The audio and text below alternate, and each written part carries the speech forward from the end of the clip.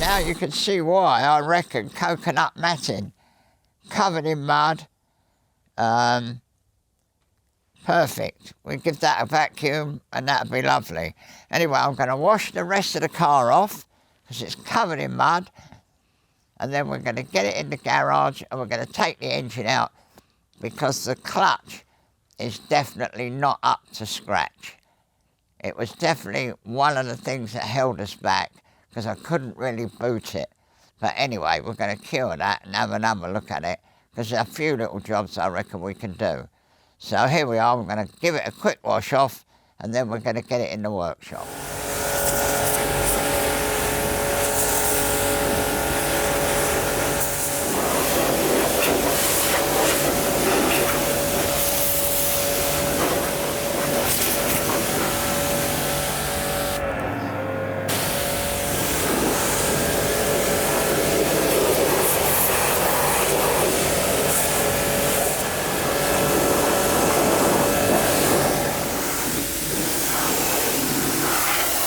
First thing that happened was I went on the Welsh trial and we haven't bothered to do anything with that because we didn't get any film and the car broke down almost immediately. The back axle went wrong.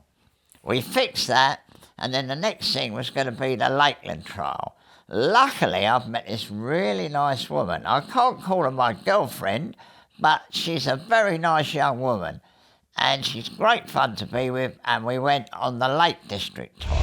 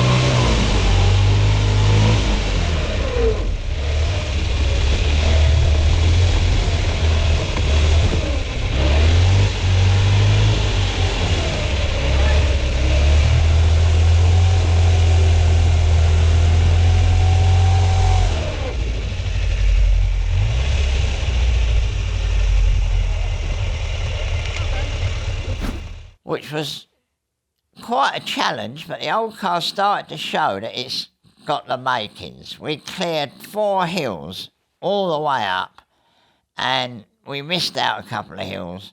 We weren't very serious. It didn't get up Drumhouse in one go. It went wrong, but it got up Drumhouse. I started the engine after it stopped, and it cleared Drumhouse. So that was the trialling.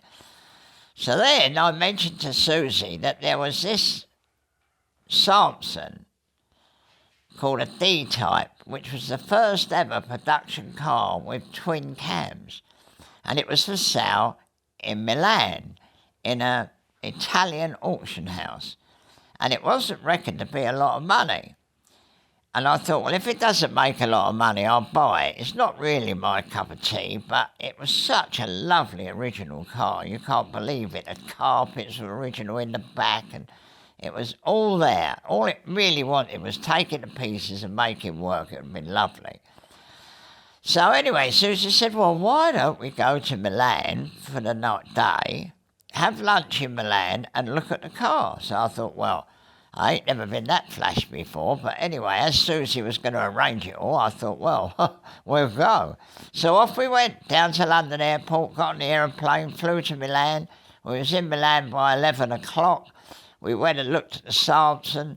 We met a man who is Car and Classic, the people that I did the video for. Very nice young chap. We had lunch with him.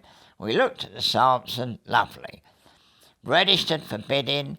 I didn't actually do the bidding, but some friend of mine bid for me, and we were the underbidder, but it was supposed to be 8 to 12, and I stopped bidding at 22,000 quid, because I thought, well, although it's a lovely old car, it's not really my cup of tea, so we didn't buy it. So that was the adventure going to Milan, which was really good. I really enjoyed it, and the exhibition centre in Milan is absolutely beautiful, lovely architecture, super duper. Original, but blimey, this takes this.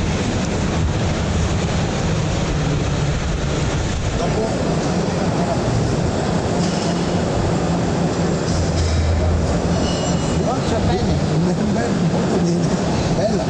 Yeah, very good. Very good. Yeah.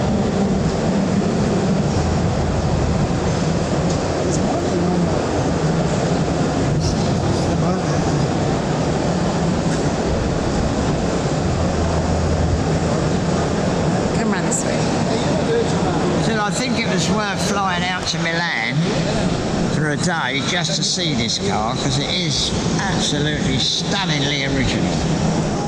So the next thing that happened was Alex, the young chap who's been with us for a little while, got an invitation from the Land Rover and Range Rover people to go on one of their courses. So, we said, well, so long as you don't mind having an old 100-year-old car. No, that would be good fun. Bring it along. So we went. And we did ever so well. We weren't as good, obviously, as the Range Rovers, but Land Rovers. But anyway, we did all right. But on the Lake District trial, I noticed that the clutch was very weak, and I was having to coax it a little bit.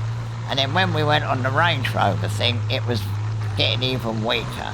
So we've now decided to take the engine out and sort the clutch out. Because originally, I did my whole thing of putting cars together and getting them done.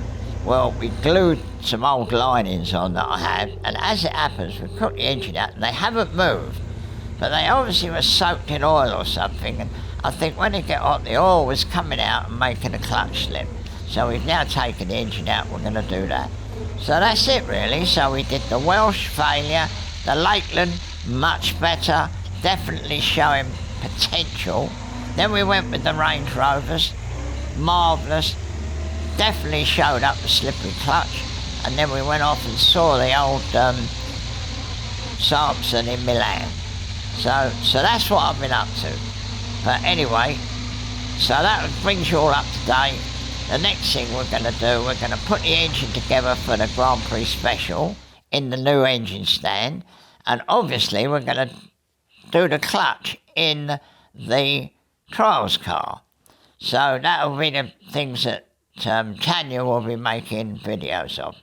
So that's it, up to date. Don't forget to subscribe. Actually, I've got one little thing.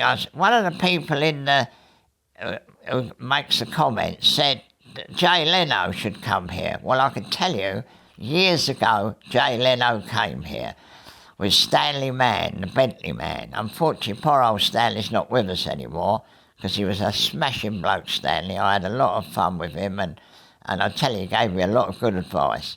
But anyway, so Jay Leno has actually been here, walked around. He asked me if any of my books were for sale, and I said they weren't. So that was our experience. And then I went on a rally in America. We went out to America for 6 weeks, actually, and I raced at Laguna Seca and Road America and various in a Type 44. Not really racing, but it was all right. And then, of course, we went and visited Jay Leno's shop. So I've actually been to his shop, walked around, looked at all the cars. I remember he had a Mazda Cosmo, and I had a Mazda Cosmo. It was the only one in England. I bought it at Bewley with a blown-up engine, and I bought an RX-3 and an RX-2 when you could just buy them. And I made one good engine, fitted it into the Mazda Cosmo, and I had it for a time.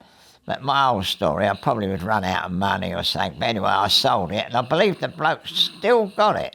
So that's quite good. And he goes and all the, much better him having it than me, really, because he was dead enthusiastic about it.